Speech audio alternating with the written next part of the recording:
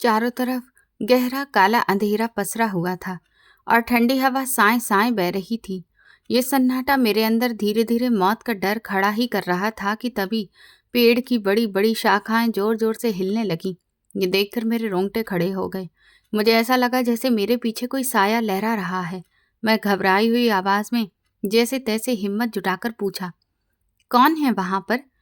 तभी एक जोरदार हंसी का ठहाका उस सन्नाटे में गूंज गया, जिससे मेरे शरीर से जान निकल कर रह गई। जिस तरफ से वो आवाज आई, जैसे ही मैं वहां पलट कर देखा तो सामने, मेरा नाम दिव्या है। हम 3 बहनें थीं और हमारा कोई भाई नहीं था। पापा का देहांत बचपन में ही हो गया था। उनके जाने के बाद हमारी जिंदगी एक बहुत ही मुश्किल सफर बन चुकी थी। माँ लोगों के घरों में काम करके हम तीनों बहनों का पेट पाल रही थी।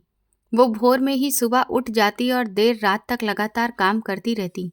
उनके हाथों पर अब छाले पड़ चुके थे, लेकिन उन्होंने कभी भी हमारे सामने अपना दुख नहीं दिखाया था। परिवार में बहुत सारे लोग थे, लेकिन हम गरीब थे और अनाथ थे, इसलिए कोई भी हमारे पास नहीं आता था। हालांकि मेरे परिवार में सभी लोग अच्छे खाते पीते थे।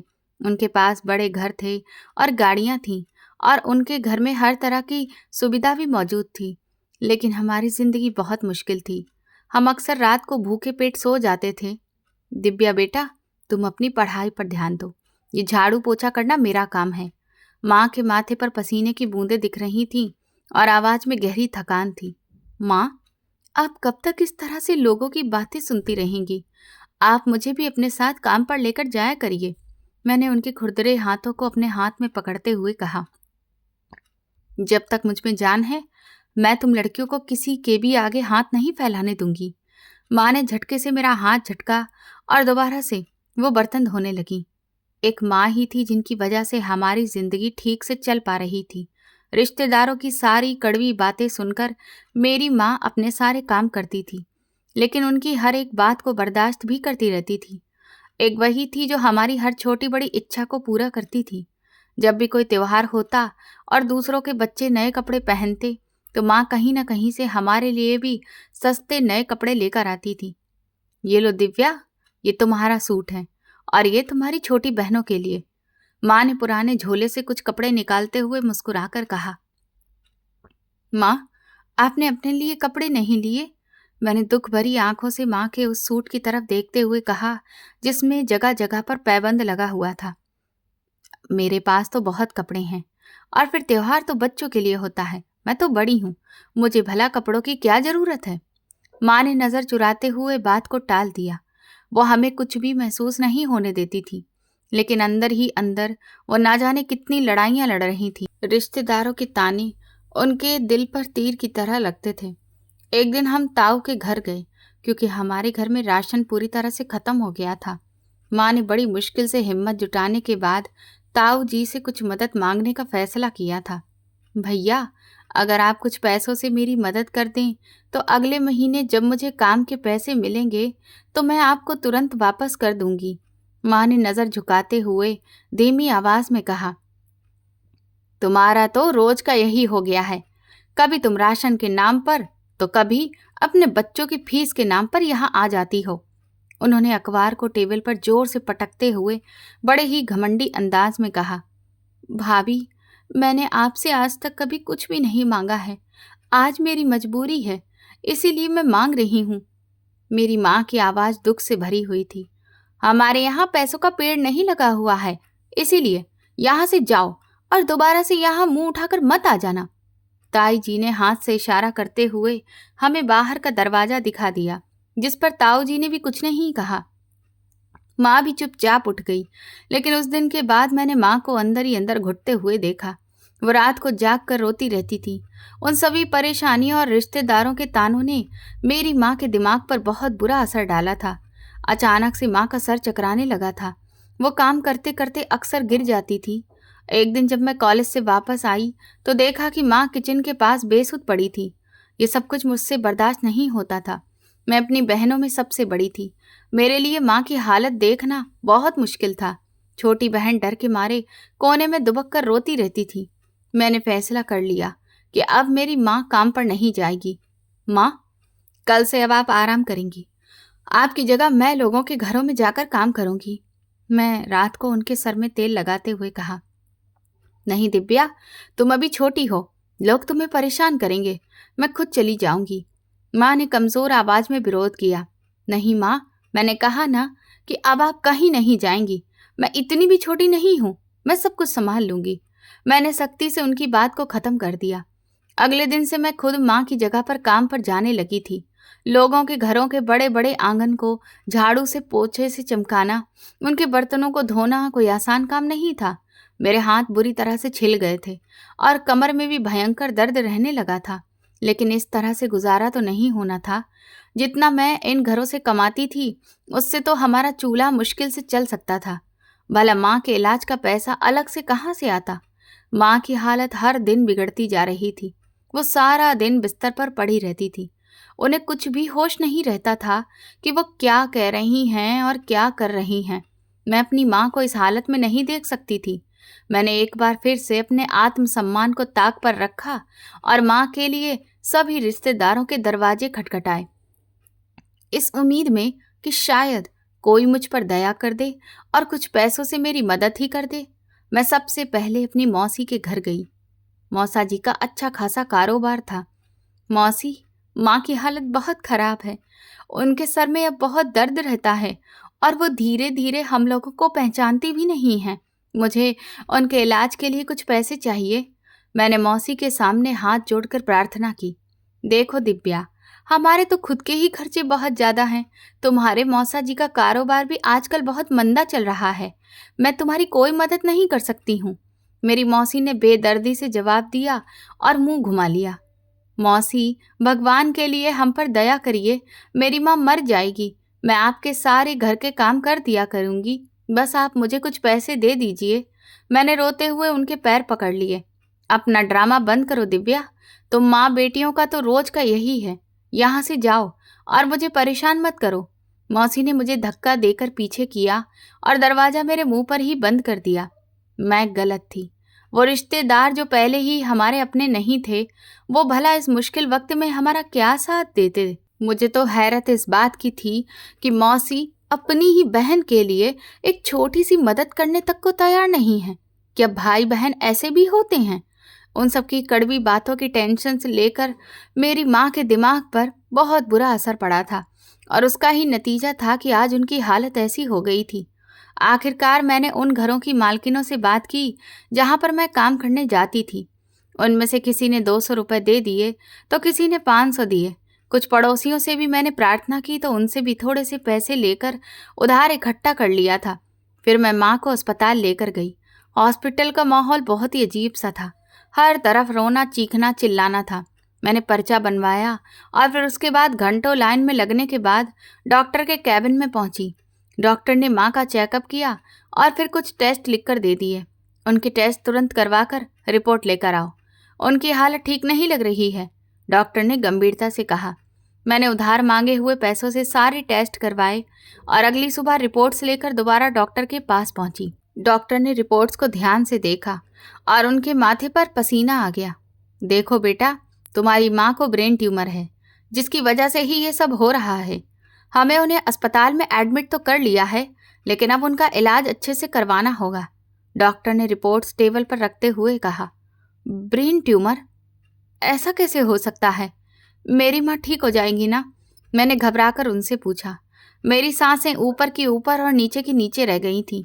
उनके दिमाग का तुरंत ही ऑपरेशन करना पड़ेगा, वरना उनकी जान को खतरा हो सकता है, क्योंकि ब्रेन ट्यूमर तेजी से फैल रहा है। अगर कुछ दिन और बीत गए तो फिर कुछ भी हो सकता है। डॉक्टर ने 2 टूक शब्दों में पूरी सिचुएशन साफ साफ बता दी। ऑपरेशन? मैंने डरते हुए फिर से पूछा। डॉक्टर साहब, माँ के ऑपरेशन के लिए कितना खर्चा होगा? डॉक्टर ने मेरी तरफ हमदर्दी से देखा और आगे जो बताया उसे सुनकर मेरे पैरों तले से जमीन निकल गई। देखो, ये एक बहुत ही जटिल ऑपरेशन है। सरकारी अस्पताल में भी दवाइयाँ और बाकी सामान बाहर से लाना पड़ता है। कम से कम 5 लाख रुपए तक का खर्चा तो आएगा। तुम्हें जल्द से जल्द पैसों का इंतजाम करना होगा। डॉक्टर ने अपनी बात पूरी की। 5 लाख रुपए? सुनकर तो मेरा दिमाग ही सुन्न पड़ गया था। मेरे पास तो 5,000 रुपए नहीं थे, तो फिर मैं 5 लाख का बंदोबस्त भला कहाँ से करती? मेरी आंखों के सामने अंधेरा फैल गया था।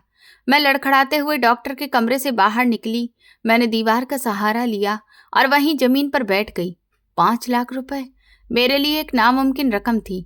कोई भी ऐसा रिश्तेदार नहीं था जो मेरी मदद करता, क्योंकि सभी तो हमसे घृणा से देखते थे, सभी हमसे नफरत करते थे। भला मैं किसके दरवाजे पर जाती? उस वक्त मेरी माँ की जान खतरे में थी। मैंने एक बार फिर से बेशर्मी दिखाते हुए सोचा कि अपनी माँ की खातिर मैं फिर से रिश्तेदारों के दरवाजों पर जाऊंगी। इसके बाद मैं अपने मामा के घर गई। वो सरकारी डिपार्टमेंट में काम करते थे। मामा, माँ हॉस्पिटल में इस वक्त जिंदगी और मौत की जंग लड़ रही है। डॉक्टर ने 5 लाख रुपए उनके ऑपरेशन के लिए मांगे हैं। आप प्लीज मेरी मदद कर दीजिए। मैं पूरी जिंदगी आपकी गुलामी करूंगी। मैंने मामा के आगे हाथ जोड़ते हुए उनसे प्रार्थना की। 5 लाख रुपए? तुम्हारा दिमाग खराब हो गया है क्या? मेरे पास यहाँ पर कोई काली कमाई नहीं है जो मैं तुम पर लुटा दूं। उन्होंने गुस्से से चिल्लाते हुए मुझे अपने सामने से हटाया। मामा, वो आपकी सगी बहन है, आप उन्हें ऐसे कैसे मरने दे सकते हैं? मैंने रो रो कर पूरे घर में हंगामा मचा दिया। जिस दिन उसने हमारी मर्जी के खिलाफ जाकर शादी की थी, उसी दिन उसका हमसे कोई रिश्ता नहीं रहा था।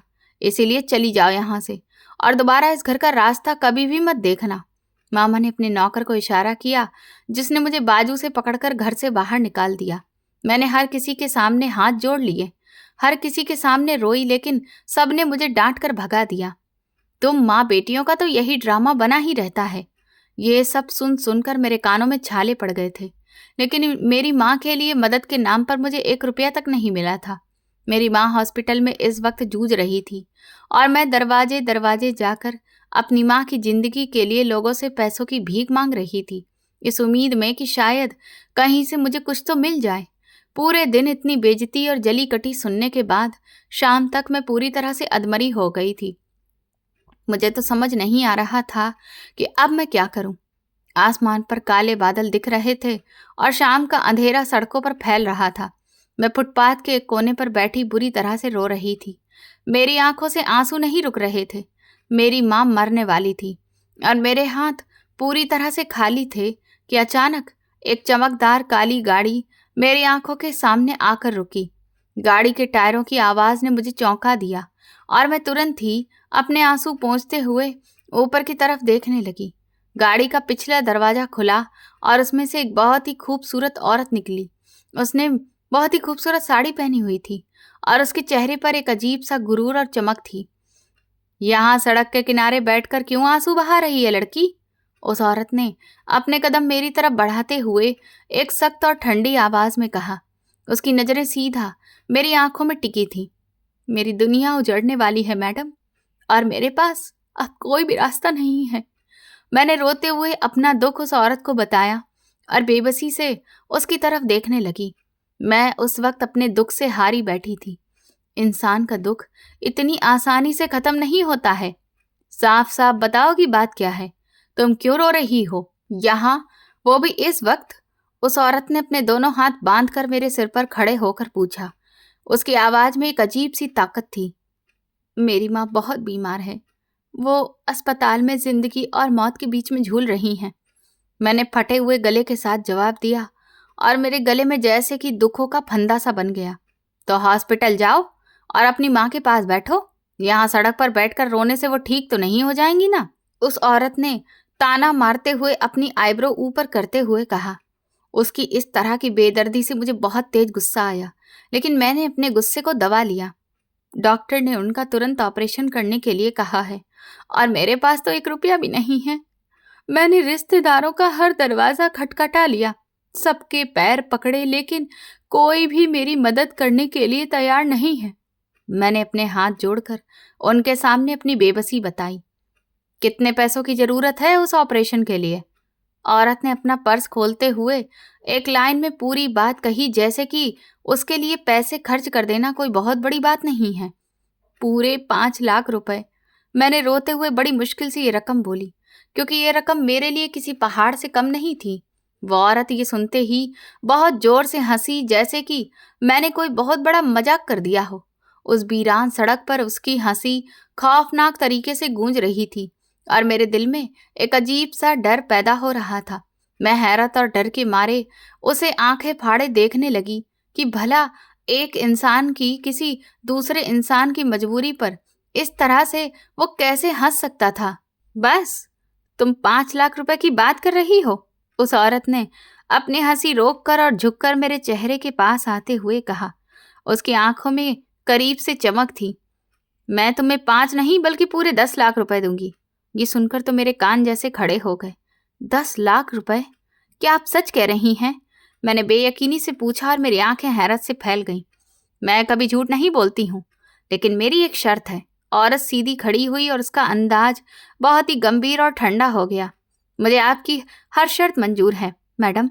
आप जो भी मुझसे कहेंगी मैं सब कुछ करूंगी। बस मुझे कैसे भी अपनी माँ की जान बचानी है। मैंने बिना एक भी पल सोचे तुरंत जवाब दिया। उस वक्त वो अगर मुझसे मेरी जान भी मांग लेती तो मैं मान जाती। तुम्हें मेरे घर पर चलना होगा और आज की पूरी रात तुम्हें मेरे घर पर ही गुजारनी होगी। उस औरत ने गाड़ी की तरफ इशारा करते हुए फैसला सुनाने वाले अंदाज में कहा। मेरे दिमाग में एक पल के लिए खतरे की घंटी बजने लगी। भला ये औरत कौन है और ये मुझे अपने घर पर क्यों लेकर जाना चाहती है? कहीं ये मुझसे कोई गलत काम तो नहीं करवाना चाहती? लेकिन मेरी आंखों के सामने मेरी माँ का दर्द और तकलीफ में भरा हुआ चेहरा घूमने लगा। अगर मैं इसके साथ नहीं गई तो फिर शायद मेरी माँ कल का सूरज भी ना देख पाए। मैं अपने सारे डर को एक तरफ किया और फिर फैसला किया। ठीक है, मैं आपके साथ चलने के लिए तैयार हूं। मैंने जमीन से उठते हुए एक फैसला करने वाले अंदाज में कहा। मेरा दिल जोर जोर से धड़क रहा था। मेरे पैर कांप रहे थे, लेकिन मैंने अपनी आवाज में कोई डर दिखने नहीं दिया। तो फिर ठीक है, चलो गाड़ी में बैठो, क्योंकि वक्त बहुत कम है। उस औरत ने ड्राइवर को इशारा किया, जिसने तुरंत ही पीछे का दरवाजा खोल दिया। मैं चुपचाप गाड़ी में बैठ गई। अंदर से वो गाड़ी बहुत ठंडी और एक बहुत अच्छी खुशबू से भरी हुई थी। वो औरत मेरे साथ वाली सीट पर ही बैठी हुई थी और वो खिड़की से बाहर ही देख रही थी। पूरा रास्ता वो एक भी शब्द नहीं बोली। गाड़ी तेजी से शहर की भीड़ भाड़ से निकलकर एक सुनसान और वीरान इलाके की तरफ जा रही थी। हर गुजरते पल के साथ मेरा डर बढ़ता ही जा रहा था। हम कहाँ जा रहे हैं मैडम? मैंने फिर हिम्मत इकट्ठा करके उससे पूछ ही लिया। मेरे हाथों में पसीना आ रहा था। तुम्हें अपनी शर्त अच्छे से याद है ना लड़की? इसीलिए कोई सवाल मत करो, बस चुपचाप बैठी रहो। उस औरत ने मेरी तरफ देखे बिना ही एक ठंडी आवाज में जवाब दिया। उसकी आवाज सुनकर मैं और कुछ आगे बोलने की हिम्मत नहीं कर पाई और चुपचाप सीट के साथ लगकर बैठ गई। काफी देर के सफर के बाद गाड़ी एक बहुत बड़ी और ऊंची दीवार वाले बंगले के सामने रुकी। लोहे का एक बहुत बड़ा और जंग लगा हुआ गेट खुला और गाड़ी अंदर दाखिल हुई। उस बंगले का लॉन इतना बड़ा था कि उसकी अंतिम सीमा तो दिखाई ही नहीं दे रही थी। चारों तरफ घना अंधेरा और एक दिमाग को सुन्न कर देने वाली खामोशी पसरी हुई थी। सिर्फ गाड़ी की हेडलाइट की रोशनी में मुझे रास्ता दिख रहा था। बाहर निकलो। उस औरत ने गाड़ी से निकलते हुए दरवाजा खोला और मुझे आदेश दिया। मैंने डरते हुए गाड़ी से बाहर निकली। उस बंगले की इमारत बहुत ही डरावनी लग रही थी। उसकी ऊंची दीवारें और बड़े बड़े खंभे किसी डरावने सपने के जैसे दिख रहे थे। मैंने चारों तरफ नजर दौड़ाई तो मुझे वहां पर कोई भी नौकर या चौकीदार नहीं दिखाई दिया। इतने बड़े बंगले में हम सिर्फ 2 इंसान थे। चलो मेरे पीछे आओ। उस औरत ने अपने कदम आगे बढ़ाते हुए मुझसे कहा। मैं उसके पीछे पीछे चलने लगी, लेकिन मेरे और उसके कदमों की आवाज उस गहरे सन्नाटे में बहुत ऊंचाई से सुनाई दे रही थी। फिर थोड़ी देर तक चलने के बाद वो मुझे एक जगह पर लेकर गई। जब मैंने सिर उठाकर देखा तो सामने उस हरे भरे लॉन के बीचों बीच में एक बहुत पुराना और भारी भरकम पेड़ खड़ा हुआ था। उसकी शाखाएं इतनी दूर तक फैली हुई थीं कि ऐसा लग रहा था कि वो आसमान तक को छू रहा है। उस पेड़ के आसपास की पूरी जमीन बिल्कुल बंजर और सूखी पड़ी थी। वहां पर एक अजीब सा भयानक खौफ उस पेड़ से मुझे महसूस हो रहा था। ये मेरा घर है और ये वो जगह है जहां पर तुम्हें आज रात वो काम करना है जिसके लिए मैं तुम्हें यहाँ पर लेकर आई हूँ। वो औरत उस बड़े से पेड़ के नीचे रुक गई और मेरी तरफ देखते हुए बोली, लेकिन मुझे यहाँ पर क्या काम करना है? मैंने पेड़ की उन काली और डरावनी शाखाओं को देखते हुए घबराते हुए पूछा। मेरी टांगें कांप रही थी। मैं रोज यहाँ इस पेड़ के नीचे बैठकर कुछ मंत्रों का जाप करती हूँ, लेकिन आज तुम्हें उन मंत्रों का जाप करना है। और जब तक सूरज की रोशनी धरती पर नहीं पड़ती है तब तक तुम इस जगह से नहीं उठोगी। उस औरत ने एक पुराना सा कपड़ा उस पेड़ के नीचे बिछाते हुए बड़ी ही शांत आवाज में कहा। ये सुनकर मुझे थोड़ा सा झटका सा महसूस हुआ और मेरा डर काफी हद तक कम भी हो गया। मैंने एक ठंडी सांस ली, क्योंकि मैं तो ना जाने क्या क्या सोच रही थी कि वो पता नहीं मुझसे क्या करवाएगी। लेकिन ये काम तो बिल्कुल भी मुश्किल नहीं था, क्योंकि मुझे तो पूजा पाठ से संबंधित काम करना था और भगवान से जुड़े हुए हर काम में सुकून ही मिलता है। और इस वक्त तो मुझे भगवान की सबसे ज्यादा जरूरत थी, क्योंकि एक वही थे जो मेरी जिंदगी और मेरी माँ को बचा सकते थे। मुझे ऐसा लगा जैसे मेरी मुश्किलों का सारा हल यहीं से मिल जाएगा और ये औरत भगवान की तरफ से जरूर कोई फरिश्ता बनकर आई है। ये तो बहुत ही आसान और अच्छा काम है मैडम। मैं सारी रात इन मंत्रों का जाप करूंगी, आप बिल्कुल भी फिक्र मत करिए, मैंने मुस्कुराहट के साथ जवाब दिया और मेरा दिल अपनी माँ की जिंदगी की उम्मीद से भर गया। लेकिन याद रखना लड़की, चाहे कुछ भी हो जाए तुम इस जगह से उठोगी नहीं। अगर तुम उठी तो फिर तुम्हें 1 रुपया भी नहीं मिलेगा और तुम्हारी माँ हॉस्पिटल में ही मर जाएगी। उस औरत ने मेरे बिल्कुल करीब आकर बड़े ही सख्त और बेदर्द अंदाज में कहा। उसकी आंखों की चमक और इस तरह की बात ने मुझे एक बार फिर से डरा दिया। मैं आपसे वादा करती हूँ मैडम कि मैं नहीं उठूंगी, मैंने पूरे भरोसे और मजबूती के साथ जवाब दिया। मेरी माँ की जान से बढ़कर मेरे लिए कुछ भी नहीं है। ठीक है, मंत्रों की किताब वहां रखी हुई है, अब तुम अपना काम शुरू कर सकती हो। उस औरत ने एक तरफ इशारा किया और फिर खुद पलटकर उस हवेली जैसे बंगले की तरफ जाने लगी। मैंने आगे बढ़कर वो किताब उठाई और फिर उस कपड़े पर पालती बांधकर बैठ गई। जैसे ही रात का अंधेरा और गहरा हो गया, चारों तरफ एक अजीब सी ठंडक फैल गई। मैंने खुद को अपने दुपट्टे से अच्छे से लपेटा और उन मंत्रों का जाप शुरू कर दिया। मेरी आवाज उस सन्नाटे को तोड़ रही थी। मैं खुद में खोई हुई एक एक शब्द को बोलती जा रही थी। बार बार मेरे दिमाग में मेरी माँ का चेहरा भी आ रहा था। जब वो काम से वापस आकर मुझे सीने से लगाती थी, मुझे उनके वे खुरदरे हाथ याद आ रहे थे जो मेरे सिर पर प्यार से वो फेरती थी। ये सब याद करते हुए मेरी आंखों से आंसू भी बहते जा रहे थे और फिर मेरी आवाज में दर्द भी शामिल होता जा रहा था। काफी वक्त गुजर चुका था, मैं पूरी तरह से खोई हुई थी कि तभी मुझे ऐसा महसूस हुआ कि जैसे कोई मुझे लगातार देख रहा है। वो एहसास इतना भयानक था कि एकदम से मेरे रोंगटे खड़े हो गए। मैंने मंत्र पढ़ते हुए ही एक नजर उस बंगले की तरफ देखा। बंगले की बालकनी में वो औरत खड़ी हुई थी। उसके चेहरे पर पड़ने वाली हल्की रोशनी में मैंने साफ तौर पर देखा कि वो औरत मुझे देखकर हंस रही थी, कि वो उसकी कोई साधारण हंसी नहीं थी, वो वही भयंकर हंसी थी जो उसने उस सड़क पर हंसी थी। उसकी वो मुस्कुराती हुई आंखें और उसका वो मुस्कुराता हुआ चेहरा देखकर मेरी सांसें एक पल के लिए रुक गई थी।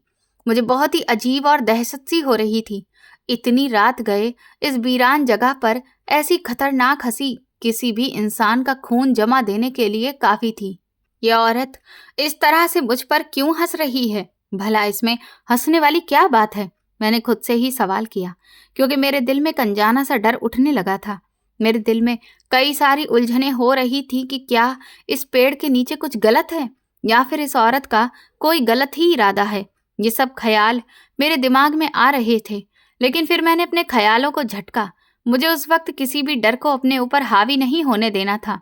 मैंने अपनी आंखें बंद की तो मुझे हॉस्पिटल के बिस्तर पर पड़ी हुई मेरी माँ याद आ गई। मुझे उनकी वो दर्द भरी चीख याद आई जब वो अपना सिर दीवार से मारती थी।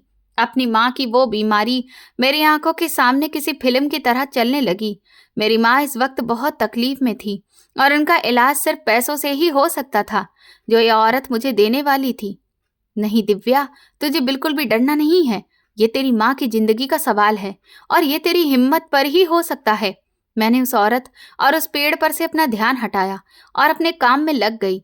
मैं उन मंत्रों पर अपनी नजर गड़ाए और तेज आवाज में उनका जाप जारी रखे हुए थी। मैं चाहती थी कि भगवान का आशीर्वाद इस बुरे और भयानक माहौल पर छा जाए और मेरे अंदर का डर पूरी तरह से खत्म हो जाए।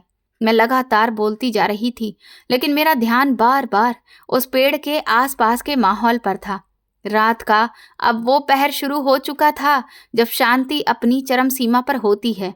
हवा का एक छोटा सा झोंका भी आना बंद हो गया था, लेकिन फिर भी उस पेड़ के पत्तों में एक अजीब सी सरसराहट मुझे महसूस होने लगी थी, जैसे कि कोई पत्तों के बीच में चल रहा हो। मैंने अपनी आवाज और तेज कर दी। मेरा पूरा वजूद अपने काम में लगा हुआ था। मैं जानती थी कि ये रात मेरी जिंदगी की सबसे कठिन परीक्षा है और मुझे इस परीक्षा में किसी भी तरह से हारना नहीं है। वो औरत बालकनी में खड़ी हुई अभी भी मुझे इस तरह से देख रही थी और उसकी वो शैतानी हंसी मुझे अभी भी महसूस हो रही थी। लेकिन मैंने फैसला कर लिया था कि मैं तब तक नहीं रुकूंगी जब तक सुबह का सूरज उग नहीं जाता और मेरे हाथ में मेरी जिंदगी बचाने वाले वो 5 लाख रुपए नहीं आ जाते। मैं बढ़ती रही और रात का वो गहरा अंधेरा और ज्यादा गहरा होता जा रहा था।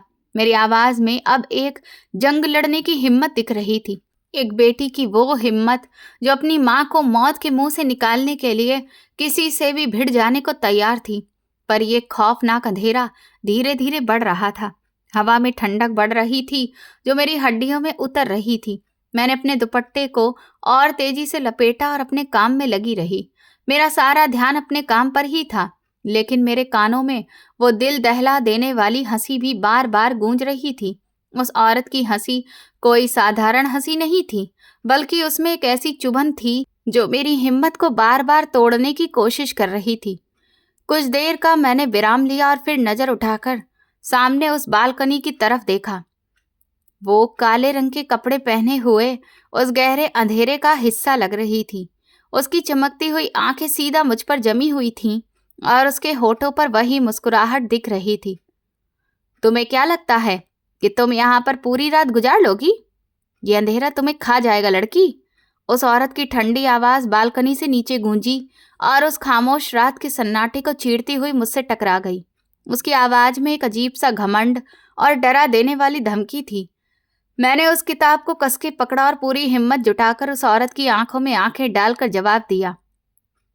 मेरी माँ हॉस्पिटल में इस वक्त मौत से लड़ रही है मैडम, और मैं उनकी जिंदगी के लिए हर एक चीज बर्दाश्त कर लूंगी।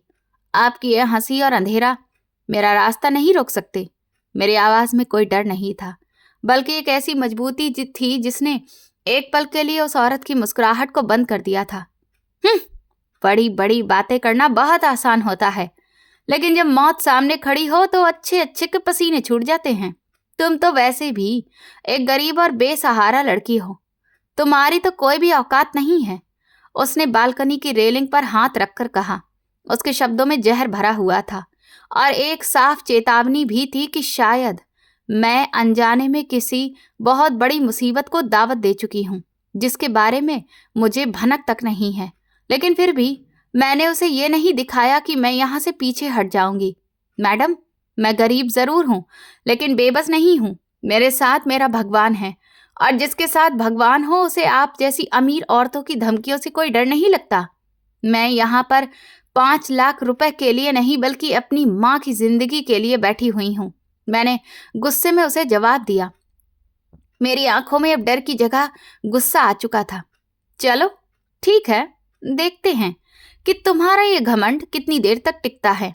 अभी तो रात शुरू हुई है, अब आगे आगे देखो होता है क्या।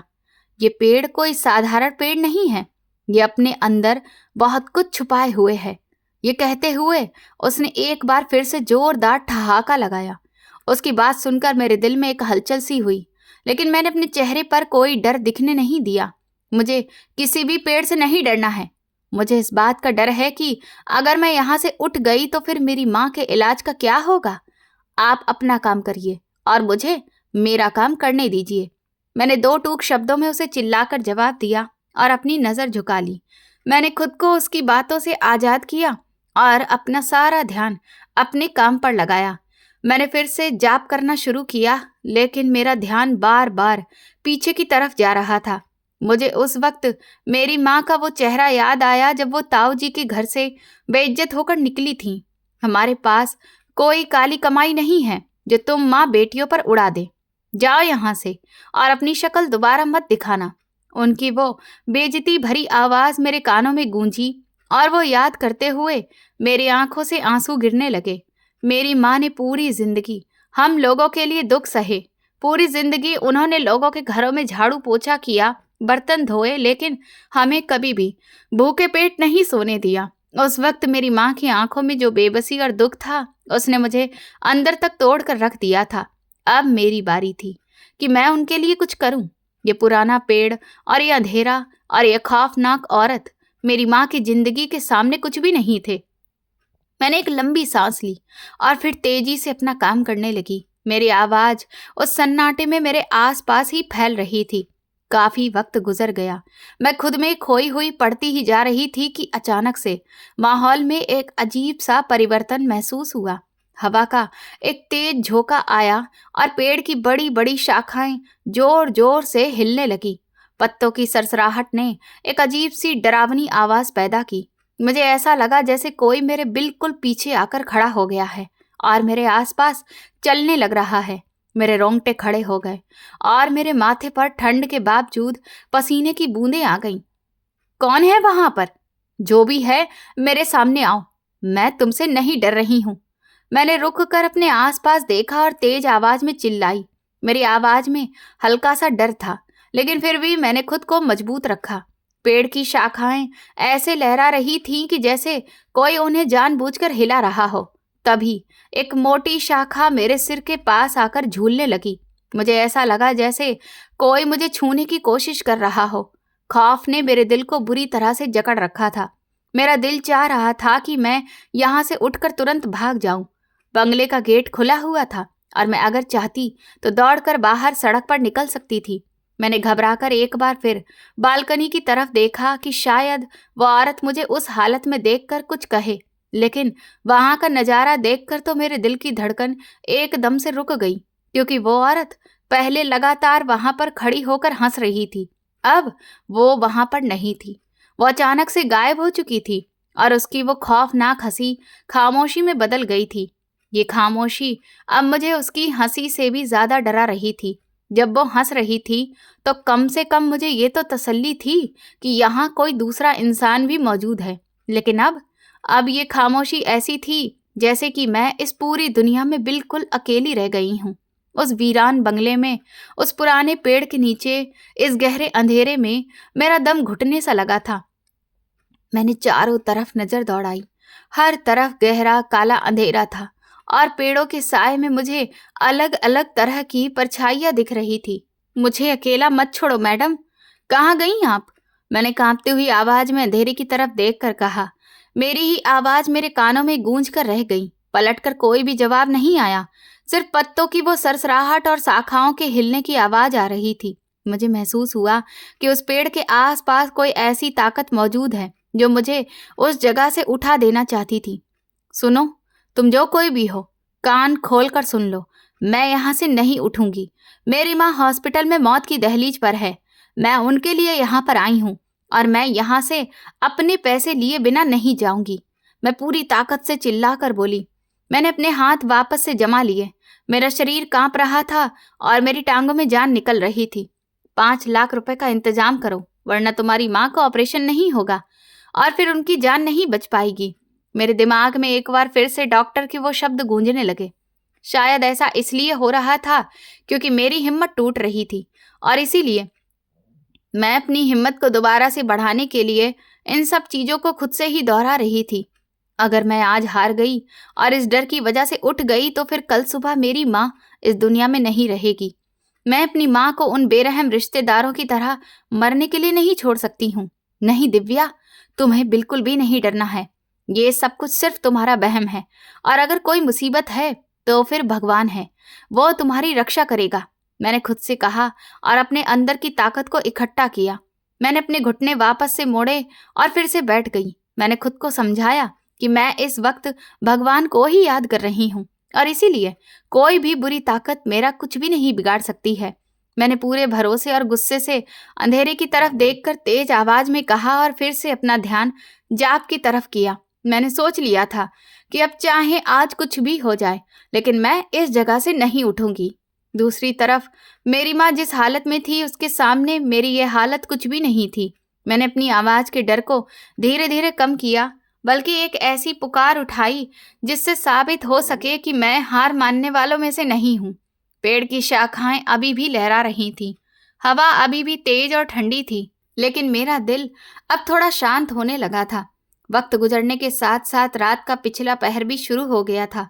सर्दी बहुत तेज हो रही थी और मेरे हाथ पैर बिल्कुल सुन्न पड़ गए थे। मैं लगातार एक ही जगह पर बैठी रही और मेरी कमर में भयंकर दर्द उठ रहा था, लेकिन मैंने अपना जाप जारी रखा। मेरी आंखों से आंसू भी निकलने लगे, लेकिन ये आंसू डर के नहीं, बल्कि अपने भगवान के सामने अपनी बेबसी और अपनी माँ की जिंदगी की प्रार्थना के लिए थे। मैं हर एक शब्द के साथ भगवान से अपनी माँ की जिंदगी मांग रही थी। अचानक से बंगले का एक दरवाजा खुलने की आवाज आई। मैं बोलते बोलते ही नजर उठाकर देखा तो वो औरत एक बार फिर से मेरी नजरों के सामने आ चुकी थी। इस बार उस औरत के हाथ में गर्म चाय का कप था, जिसमें से धुआं निकल रहा था। उसने एक गर्म शॉल अपने कंधे पर डाल रखी थी और वो बड़े ही शांत अंदाज में मेरे पास आकर खड़ी हो गई। ये लो, चाय पी लो। रात बहुत ठंडी बढ़ रही है और तुम कांप रही हो। मैं नहीं चाहती कि कल सुबह यहाँ से तुम्हारी लाश जाए। उसने कप मेरी तरफ बढ़ाया, पर मैं गहरी आंखों से उसकी तरफ देखने लगी। उसका अंदाज बिल्कुल किसी सौदेबाज की तरह ही था। मैंने उससे कहा, मुझे आपकी चाय की कोई ज़रूरत नहीं है। आप शायद ये भूल गई हैं, मैं सुबह तक कुछ भी खा पी नहीं सकती हूँ और ना ही यहाँ से उठ सकती हूँ। मैंने उसकी आंखों में देखा और गुस्से से जवाब दिया, शर्त को गोली मारो। तुम्हारी हालत तो देखो, क्या हो रही है। तुम्हारे होंठ सफ़ेद हो रहे हैं। अगर तुम अभी हार मान लो तो फिर मैं तुम्हें अंदर गर्म कमरे में सोने दूंगी। वहाँ पर नरम बिस्तर है और हाँ, तुम्हें पैसे नहीं मिलेंगे, लेकिन मैं तुम्हें कुछ थोड़े बहुत पैसे दे दूंगी जिससे तुम अपनी माँ की दवा ले सकती हो। उसने मेरे सामने एक नया जाल फेंका और मुस्कुराकर मुझे देखने लगी। आपको क्या लगता है कि मैं आपकी इस मेहरबानी के आगे टूट जाऊंगी? दवाइयों से मेरी माँ का ऑपरेशन तो नहीं हो सकता है ना? मुझे तो पूरे 5 लाख रुपए चाहिए और मैं ये शर्त पूरी करूंगी। मैंने अपने दुपट्टे को एक बार फिर से ठीक से लपेटा और सीधी होकर बैठ गई। कितनी बड़ी बेवकूफ़ हो तुम। अपनी जान देकर पैसे कमाना चाहती हो। अगर तुम मर गई तो फिर तुम्हारी माँ का क्या होगा? इसीलिए मेरी बात मानो, अंदर चलो। मैं तुमसे कह रही हूं ना। उसने अपनी आवाज में थोड़ा सख्ती पैदा की और मुझे धमकाने वाले अंदाज में बोली, हार मानना हमारे जैसे लोगों के नसीब में नहीं होता। हम तो आखिरी सांस तक लड़ने वाले लोगों में से हैं। आप अपनी गर्म चाय पिए और मेरी हिम्मत को देखिए। मेरी माँ की जिंदगी उन पैसों से जुड़ी है और मैं सुबह से पहले यहाँ से 1 इंच भी नहीं हिलूंगी। मैंने 2 टूक और दृढ़ अंदाज में उसके प्रस्ताव को ठुकरा दिया। मेरी आंखों में एक ऐसी चमक थी जिसने उसे चुप करवा दिया। ठीक है, तुम्हारी मर्जी। कल सुबह अगर तुम यहाँ जिंदा नहीं बची तो फिर इसमें मेरी कोई गलती नहीं होगी। उसने गुस्से से अपना कप वापस पीछे किया और फिर पलटकर तेजी से वापस चली गई। उसका ये अंदाज मुझे बता रहा था कि मैंने उसकी मुझे हराने वाली चाल को पूरी तरह से मात दे दी है। उसके जाने के बाद मैं दोबारा से जाप करना शुरू कर दिया। अब मुझे किसी भी शाखा के हिलने और अंधेरे से डर नहीं लग रहा था। पत्तों की आवाज अभी भी आ रही थी, लेकिन मैंने अपने डर पर काबू पा लिया था। मैं लगातार जाप करती रही और रात का वो अंधेरा धीरे धीरे बढ़ता रहा। हवा का दबाव भी कम होने लगा और पेड़ की शाखाएं, जो अभी कुछ देर पहले पागलों के जैसे इधर उधर लहरा रही थीं, अब बिल्कुल शांत हो चुकी थीं। बंगले में एक अजीब सा सन्नाटा पसर गया था। मैं अपनी जगह पर सीधी रही और भगवान को याद करते हुए अपना जाप करती रही। जब मैंने एक दूसरा पन्ना पलटा तो अपनी आवाज को और तेज कर दिया और पूरे ध्यान के साथ जप करती ही रही। धीरे धीरे पंछियों की आवाज ऊपर आसमान से सुनाई देने लगी। मैंने जब थोड़ा सा ध्यान दिया तो देखा कि उजाला चारों तरफ फैलने लगा था और तभी दूर कहीं से मंदिर की घंटियों की आवाज आना शुरू हो गई और मेरे दिल पर छाई हुई आखिरी घबराहट भी खत्म हो गई। मैंने अपना जाप पूरा किया और इस किताब को सावधानी पूर्वक बंद किया और उसे अपनी आंखों से लगाकर प्रणाम करके उसके कब्र में रख दिया। इसके बाद मैं जैसे तैसे अपनी सुन्न हो चुकी टांगों के सहारे खड़ी हुई। मेरी कमर बुरी तरह से दुख रही थी और सर्दी से मेरा शरीर अभी भी कांप रहा था, लेकिन मेरे चेहरे पर एक जीत भरी मुस्कुराहट थी। मैंने बंगले की तरफ देखा तो वो औरत बड़े दरवाजे से निकलकर मेरी तरफ आ रही थी। इस बार उसके चेहरे पर कोई भी शैतानी मुस्कुराहट नहीं थी और ना ही उसकी आंखों में वो खौफनाक चमक थी, बल्कि उसके चेहरे पर एक अजीब सी नमी थी और सुकून भी था। उसने मेरे पास आकर कदम रोके और मुझे गहरी नजरों से देखा। तुम बहुत बहादुर हो लड़की, तुमने सच में ये रात पूरी की, उसने नरम अंदाज में कहा और उसकी आवाज में अब कोई भी तंज नहीं था। मैंने आपसे कहा था मैडम कि मेरी माँ की जिंदगी मेरे हर डर से बड़ी है। अब आप अपनी शर्त पूरी करिए। मेरी माँ के लिए वक्त धीरे धीरे खत्म हो रहा है। मैंने मजबूती से उसकी आंखों में आंखें डालकर कहा। मेरा अंदाज बिल्कुल दो टूक था। मुझे अब और उससे कोई भी डर नहीं लग रहा था। तुम्हें तुम्हारे पैसे मिल जाएंगे दिव्या, लेकिन पहले मेरी बात सुनो। उसने पेड़ के तने पर हाथ रखा और एक गहरी सांस ली। मुझे आपकी कोई बात नहीं सुननी है मैडम। मुझे सिर्फ अपनी माँ के इलाज के लिए पैसे चाहिए। मेरे पास वक्त बहुत कम है। मैंने गुस्से और बेसब्री से जवाब दिया और अपने पैर आगे बढ़ा दिए। उस औरत ने मेरा रास्ता रोका और मेरे कंधे पर हाथ रखकर बोली, मैं आज तक बहुत से लोगों को देख चुकी हूँ दिव्या, जो सिर्फ एक बहाना बनाकर खुद को हकदार साबित करते हैं और लोगों से पैसे मांगते हैं। हालांकि वो असल में हकदार नहीं होते हैं। ऐसे बहुत से लोग हैं जो असली हकदार का अधिकार भी मार लेते हैं। मैं कोई भिखारी नहीं हूं मैडम। मैंने मेहनत की है और आपकी शर्त भी पूरी की है। मैंने सख्ती से उनका हाथ अपने कंधे से हटाया और उन्हें जवाब दिया, मैं अच्छे से जानती हूँ कि तुम कोई भिखारी नहीं हो। मैं सिर्फ तुम्हारी परीक्षा ले रही थी। सिर्फ उन झूठे और बुरी नीयत वाले लोगों की वजह से तुम जैसे जरूरतमंद लोग पीछे रह जाते हैं। मेरा मकसद तुम्हें डराने का नहीं था। उस औरत की आवाज में अजीब सा दुख था जिसने मेरे गुस्से को थोड़ा सा कम कर दिया। फिर आप ये बताइए कि आप मुझ पर हंस क्यों रही थी? आप मुझे और ज्यादा क्यों डरा रही थी? मैंने उससे सवाल किया और उसे ध्यान से देखा, क्योंकि मैं ये देखना चाहती थी कि तुम अपने इस मकसद में कितनी सच्ची हो। और मुझे ये भी आजमाना था कि सच में इस पेड़ में कुछ भी ऐसा नहीं है जहां पर तुम पूरी रात बैठी रहीं और तुम्हें कुछ भी नहीं हुआ। जबकि अब ये साबित हो गया कि असली डर तो इंसान के दिल में होता है। उस औरत ने पेड़ की ऊपर वाली शाखाओं को देखते हुए एक ठंडी आह भरी। अगर यहाँ पर कुछ भी नहीं था तो फिर आपने मुझे इस पेड़ के नीचे पूरी रात क्यों बिठाया? मैंने हैरत से पूछा। दिव्या, सच कहती हूँ, तुमने साबित कर दिया कि तुम एक सब्र वाली और हिम्मत वाली लड़की हो। और जो सब्र करने वाले लोग होते हैं वो अपना हर काम कर सकते हैं। मैं यहाँ इस बंगले में रहती हूँ, लेकिन ना जाने कितने दिनों से मैं अपने ही घर में एक कैदी की तरह जिंदगी बिता रही थी। मुझे एक पल के लिए भी सुकून नहीं मिलता था। उसने मेरी तरफ देखकर ये बात कही और उसकी आंखों में आंसू तैरने लगे। भला आप अपने ही घर में सुकून से क्यों नहीं रह पा रही थी मैडम? आप तो इस घर की मालकिन हैं। हाँ दिव्या, मैं एक बहुत अमीर औरत हूँ, लेकिन मेरा सब कुछ बर्बाद हो गया यहाँ, इसी पेड़ के नीचे। मेरे पति ने अपने एक डर की वजह से इस दुनिया को अलविदा कह दिया। ये कहते हुए उस औरत ने अपना चेहरा अपने हाथों में छुपाया और फिर रोने लगी। क्या आपके पति ने ऐसा किया? लेकिन क्यों? मैंने हैरत से पूछा। मेरी आंखों के सामने उस पेड़ का सारा खौफ एकदम से किसी इंसान के गहरे दुख में बदल गया, क्योंकि मेरे पति के डिपार्टमेंट के ही कुछ जलनखोर लोगों ने उसे झूठे रिश्वतखोरी के इल्जाम में फंसा दिया था, जबकि उसने ऐसा कभी कुछ नहीं किया था। एक लंबी कानूनी कार्रवाई चली, जिसके बाद वो इल्जाम तो मिट गया, लेकिन लोगों ने उसकी जो छवि अपने मन में बसा ली थी वो मेरा पति कभी नहीं मिटा पाया। लोगों के ताने हर वक्त उसका पीछा करते थे। उसके खुद के दोस्त और उसके रिश्तेदारों ने मेरे पति का जीना हराम कर रखा था, और बस यही उसकी जिंदगी के अंत का कारण बना, क्योंकि वो अपनी हिम्मत हार गया। वो लोगों की बातों का सामना नहीं कर पाया। उस औरत ने ये कहते हुए अपने आंसू पोंछे और मुझे देखा। मैं जानती हूँ कि मेरे पति ने गलत किया था, क्योंकि जान दे देना कोई भी सॉल्यूशन नहीं है, लेकिन उस दिन के बाद से मुझे इस पेड़ से बहुत डर लगने लगा। मैं जब भी खिड़की या बालकनी से बाहर इस पेड़ को देखती तो ज़्यादा देर इसे देख नहीं पाती थी।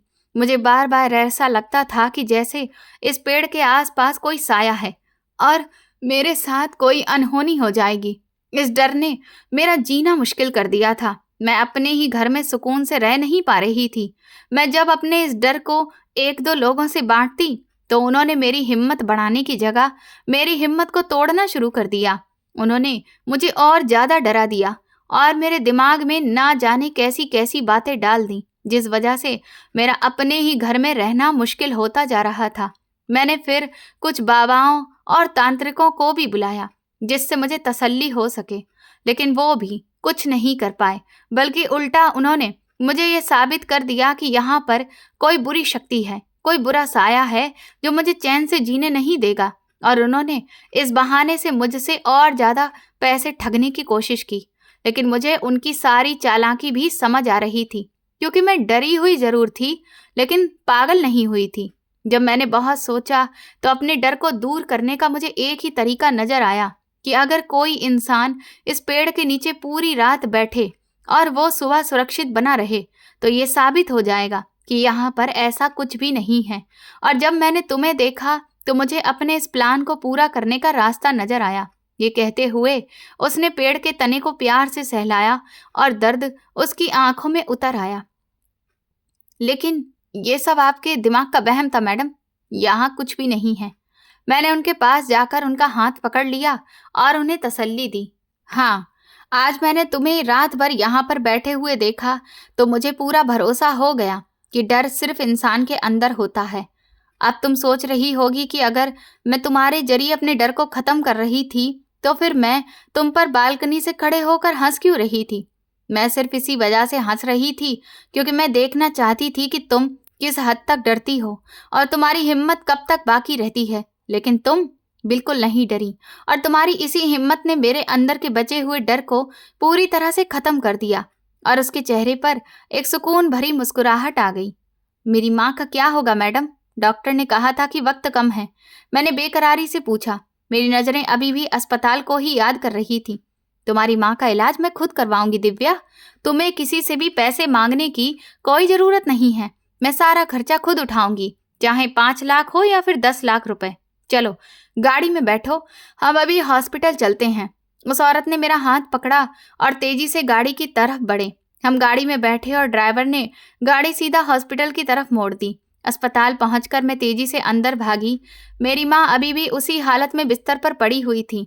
डॉक्टर जो कि वार्ड से बाहर खड़े थे, मैंने उनकी तरफ कदम बढ़ाए। डॉक्टर साहब, मेरी माँ का ऑपरेशन शुरू करिए, पैसे आ गए हैं, मैंने हाँफते हुए डॉक्टर के पास जाकर कहा। डॉक्टर ने हैरत से मुझे देखा और फिर मेरे पीछे आने वाली उस औरत को देखा। उस औरत ने अपना पर्स खोला और पैसों की गड्डियां निकालकर डॉक्टर के सामने टेबल पर रख दी। ये रहे पूरे 5 लाख रुपए। डॉक्टर साहब, इस बच्ची की माँ का ऑपरेशन तुरंत शुरू करिए और याद रखिए, इलाज में कोई भी कमी नहीं होनी चाहिए। उस औरत ने एक फैसला सुनाने वाले अंदाज में डॉक्टर को हिदायत दी। डॉक्टर ने तुरंत ही पैसे उठाए और नर्स को आवाज देने लगा। मेरी माँ को तुरंत ही ऑपरेशन थिएटर में ले जाया गया। मैं ऑपरेशन थिएटर के बाहर ही जमीन पर बैठ गई और भगवान को धन्यवाद देने लगी। वो औरत भी मेरे पास ही कुर्सी पर बैठ गई और उसने तसल्ली देने के लिए अपना हाथ मेरे सिर पर रखा। कई घंटों के बाद डॉक्टर ऑपरेशन थिएटर से बाहर आए। उनके चेहरे पर थकावट दिख रही थी, लेकिन आंखों में सुकून था। ऑपरेशन सक्सेसफुल रहा है दिव्या, तुम्हारी माँ अब खतरे से बाहर है, डॉक्टर ने मुझे मुस्कुराकर बताया। मैंने खुशी से रोते हुए डॉक्टर को धन्यवाद कहा और फिर उस औरत के गले लगते हुए कहा, आपकी वजह से मेरी माँ की जिंदगी बच गई है मैडम, मैं पूरी जिंदगी आपकी गुलामी करूंगी। मैडम ने मुस्कुराते हुए मुझसे कहा, गुलामी हमें भगवान की करनी चाहिए, इंसानों की नहीं। तुमने सिर्फ अपनी माँ को बचाया है।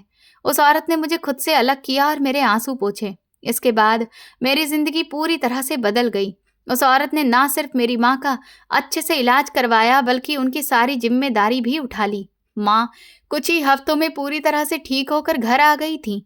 अब उन्हें लोगों के घरों में काम करने की कोई जरूरत नहीं थी। उस भली औरत की वजह से मेरी और मेरी बहनों की पढ़ाई दोबारा से शुरू हो गई। मैंने दिल लगाकर मेहनत शुरू की और कुछ समय के बाद उस औरत ने मुझे अपनी फैक्ट्री में मैनेजर की पोस्ट पर रख लिया। धीरे धीरे मैं मोहल्ले की लड़कियों को भी वहां पर नौकरी दिलवाने लगी। दिव्या, तुमने मेरी फैक्ट्री के मैनेजमेंट को बहुत अच्छी तरह से संभाला है, मुझे तुम पर गर्व है। उस औरत ने एक दिन मुझे शाबाशी दी। ये सब आपकी मेहरबानी है मैडम, वरना मैं तो सड़क पर रोने वाली एक बेसहारा लड़की थी, मैंने मुस्कुराकर उनसे कहा। उस फैक्ट्री में दिन रात मेहनत करके मैंने अपने से छोटी बहन को एक बुटीक खुलवा दिया, क्योंकि मेरी बहन का हाथ सिलाई में बहुत परफेक्ट था और उसे कपड़े सिलने का बहुत शौक था। अब मेरी बहन भी अपने पैरों पर खड़ी हो गई थी। कुछ ही समय में मेरी बहन का काम खूब अच्छे से चल निकला और पूरे शहर में उसके कपड़ों की मांग होने लगी। आज मेरे पास अपना खुद का घर है, खुद की गाड़ी है और हर वो सुख सुविधाएं हैं जिसका कभी हम सब सपना देखा करते थे। एक दिन जब मैं अपने घर पर थी तो मेरे ताऊ जी और मामा अंदर आए। उनके चेहरों पर एक अजीब सी शर्मिंदगी और पछतावा दिख रहा था। दिव्या बेटा, हमसे बहुत बड़ी गलती हो गई है। हम तुम्हारे अपने हैं, हमें माफ कर दो बेटा। ताऊ जी ने मेरे सिर पर हाथ फेरते हुए कहा। अपने? मेरे अपने सिर्फ मेरी माँ और मेरी बहनें हैं। जब मेरी माँ हॉस्पिटल में मौत से लड़ रही थी तब आपके पास पैसे नहीं थे। आपने मुझे धक्का देकर निकाला था। आज मेरे पास आप लोगों के लिए वक्त भी नहीं है, इसीलिए मेरा वक्त खराब मत करिए, क्योंकि मेरे पास और भी बहुत सारे काम हैं। मैंने अपनी जगह से खड़े होते हुए सख्त अंदाज में कहा और अपना मोबाइल उठाकर घर से बाहर निकल आई। पीछे से मेरे मामा ने मुझे कुछ बोलने की कोशिश की, लेकिन तब तक मेरे ड्राइवर ने गाड़ी का दरवाज़ा खोल दिया था और मैं अंदर बैठ चुकी थी। वो दोनों लोग तुरंत ही चलकर मेरी गाड़ी के पास आए तो मैंने गाड़ी का शीशा नीचे करके कहा कि आप लोग यहाँ से जा सकते हैं, क्योंकि मेरे घर के दरवाजे गरीबों के लिए खुले हैं, लेकिन आपके जैसे मतलबी लोगों के लिए नहीं। मैंने अपना चेहरा घुमाया और ड्राइवर ने गाड़ी आगे बढ़ा दी। वो दोनों बेइज्जती के समंदर में डूबे हुए मुंह ताकते खड़े मुझे देखते रह गए। मुझे उन पर कोई तरस नहीं आया था। इसके बाद मैडम ने एक हेल्पिंग सेंटर खोला। उस हेल्पिंग सेंटर के तहत हम बेसहारा लोगों को छत देते हैं, साथ ही जिन्हें इलाज की ज़रूरत है उन्हें इलाज, खाना, कपड़े, सारी सुख सुविधाएं दी जाती हैं। और मैं भी मैडम के इस हेल्पिंग सेंटर का एक अहम हिस्सा हूँ। हम रोजाना ना जाने कितने ही लोगों की मदद करते हैं। एक दिन मैं हेल्पिंग सेंटर के ऑफिस में बैठी खाने के पैकेट तैयार करवा रही थी कि एक गरीब औरत रोती हुई मेरे पास आई। मेरी बेटी बहुत बीमार है बहन, मेरे पास इलाज के लिए पैसे नहीं हैं। उस औरत ने मेरे आगे हाथ फैलाए। मैंने तुरंत अपनी कुर्सी से उठकर उस औरत के हाथ पकड़े और उसे अपने पास ही बैठाया। आप बिल्कुल भी परेशान मत होइए, आपकी बेटी का इलाज ये सेंटर करवाएगा। मैंने उसे तसल्ली दी और उससे पूछा कि उसकी बेटी किस हॉस्पिटल में है और तुरंत ही उस अस्पताल के एडमिनिस्ट्रेशन में फ़ोन किया। जिन हाथों से मैं आज लोगों की मदद कर रही हूँ, उन्हीं हाथों से कभी मैं दूसरों से मदद की भीख मांगती थी। आज जब मैं लोगों के चेहरे पर खुशी देखती हूँ तो मुझे सड़क पर बैठी हुई वो दिव्या याद आ जाती है जो रो रो कर लोगों के आगे मिन्नत कर रही थी। आज मेरे सारे रिश्तेदार और मोहल्ले वाले हैरान हैं कि मुझे इतनी कामयाबी कहाँ से मिल गई और मैं इतनी जल्दी इस मुकाम पर कैसे पहुँच गई। लेकिन मेरी आज की सारी कामयाबी और ये इज्जत के पीछे उसी एक भली औरत का हाथ है जिसने मुझे अकेली अंधेरी रात में अकेला नहीं छोड़ा था। उसने मुझे सहारा दिया और मेरी इतनी मदद की कि आज मैं हजारों लोगों का सहारा बन चुकी हूँ। दोस्तों, इस कहानी से हमें ये सीख मिलती है कि असली डर बाहर की अंधेरी जगहों या पेड़ों में नहीं होता, बल्कि इंसान के अपने दिल में होता है। अगर इंसान हिम्मत और भरोसे के साथ मुश्किलों का सामना करे तो वो सबसे बड़े डर और कठिन हालात को भी हरा सकता है। साथ ही ये भी समझ में आता है कि अपने अपनों के लिए सच्चे दिल से की गई मेहनत और हिम्मत कभी भी बेकार नहीं जाती और कई बार मदद हमें वहीं से मिल जाती है जहां से हमें बिल्कुल उम्मीद नहीं होती। तो दोस्तों, अगर आपको हमारी ये कहानी पसंद आई है और आप किस शहर से ये कहानी सुन रहे हैं, हमें कमेंट करके ज़रूर बताएं। वीडियो को लाइक करें, हाइप दें और ज़्यादा से ज़्यादा शेयर करें। चैनल पर नए हैं तो सब्सक्राइब करें और नोटिफिकेशन बेल दबाएं ताकि अगली अपडेट सबसे पहले आपको मिले। ये कहानी पूरी तरह से काल्पनिक है और केवल मनोरंजन तथा सीख देने के उद्देश्य से लिखी गई है। इस कहानी में दिखाए गए सभी पात्र, स्थान और घटनाएं लेखक की कल्पना पर आधारित हैं।